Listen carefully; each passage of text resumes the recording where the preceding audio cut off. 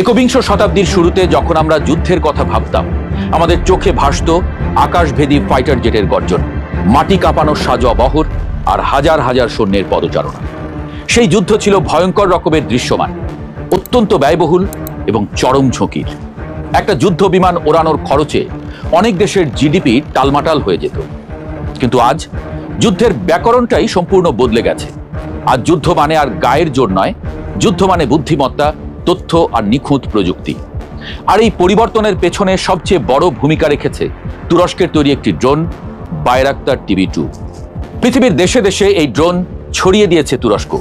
প্রশ্ন হলো, তুরস্কের এই ড্রোন ডিপ্লোমেসি কি কেবল অস্ত্র বিক্রির সাধারণ গল্প, নাকি এর পেছনে লুকিয়ে আছে বিশ্বের সামরিক শক্তির ভারসাম্য বদলে দেওয়ার গভীর নীল নকশা?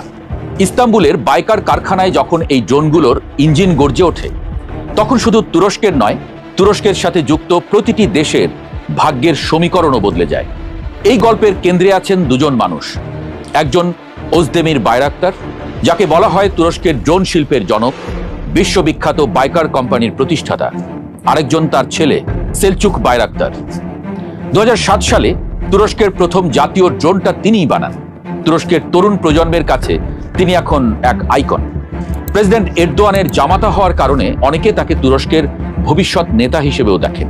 কেউ কেউ তো একবিংশ শতাব্দীর কামাল আতাতুর্কও বলেন তাকে। কিন্তু তার আসল পরিচয় রাজনীতিতে নয়, তিনি একজন ইঞ্জিনিয়ার, বাইকারের প্রধান নির্বাহী। আর এই ইঞ্জিনিয়ারের বানানো একটা যন্ত্রই পৃথিবীর অন্তত 5টা দেশের ইতিহাস পাল্টে দিয়েছে। আমরা ছোটবেলা থেকে নাগর্নো কারাবাখ নিয়ে আজারবাইজান আর্মেনিয়া বিরোধের কথা শুনেছি। যে বিরোধের কোনো মীমাংসা হচ্ছিল না, তার মীমাংসা হলো 2021 সালে, যখন আজারবাইজানে আর্মেনিয়ার কাছ থেকে কারাবাখ ফিরিয়ে আনল। তখন সামনের সারিতে ছিল বাইরাক্তার।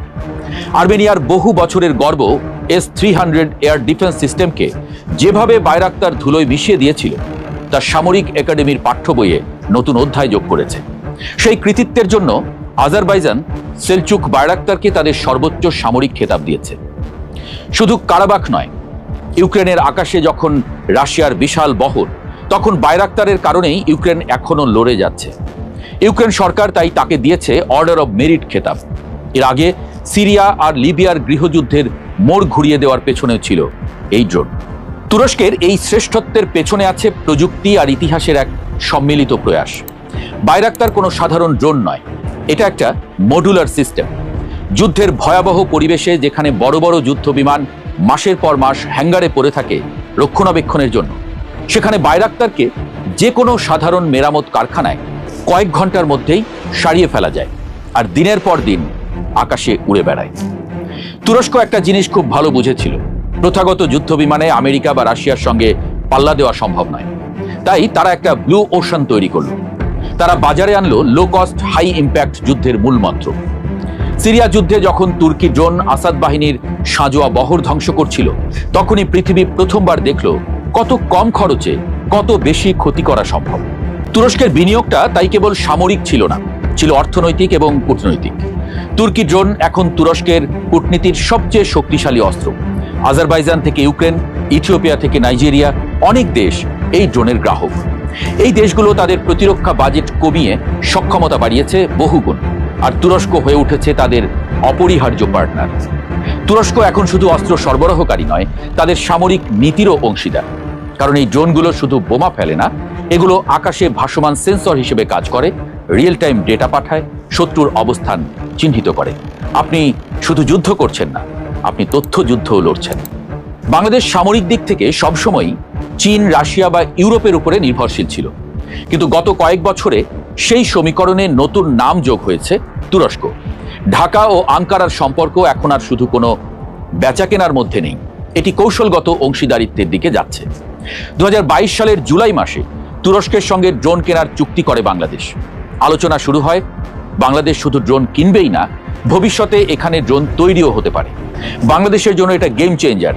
$1000 কোটি মিগ বা মিরেজ কেনার চেয়ে তুরস্কের ড্রোন আমাদের বাজেটের সাথে সামঞ্জস্যপূর্ণ, আর বঙ্গোপসাগরের উপর নজরদারি রাখার জন্য অত্যন্ত কার্যকর। 2022 সালে কারখানার কথা আলোচনায় এলেও তা এখনো বাস্তব হয়নি। তবে সম্প্রতি আবারও খবর এসেছে বাইকার বাংলাদেশে কারখানা তৈরির সম্ভাব্যতা যাচাই করছে। এটা শুধু একটা কারখানা নয়, এটা দক্ষিণ এশিয়ায় তুরস্কের সামরিক প্রভাবের একটা বড় কেন্দ্র হতে পারে।